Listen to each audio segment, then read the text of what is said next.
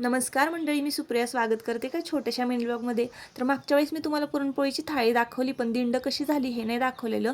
तर दिंड इतकी मौसूत आणि छान झाली होती ना, तर तुम्ही ही दिंड आमटीबरोबर, गुळवणी आणि दुधाबरोबर कशाबरोबरही खाऊ शकता.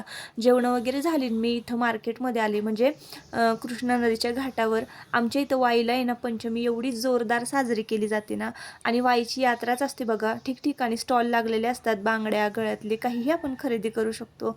गजरे, खेळणे, भरपूर स्टॉल लागलेले असतात.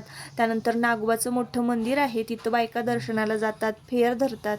इतकी भारी आमच्याकडची ना नागपंचमी असते. तर आता मैत्रिणींबरोबर यायचं, एकमेकींना गजरा माळायच्या, धम्माल मजा मस्ती करायची.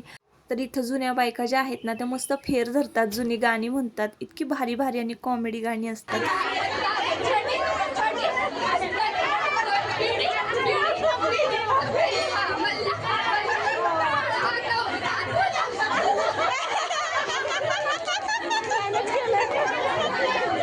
आहे का नाही खरोखर धमाल. तर अशी असते आमच्या वाईची नागपंचमी.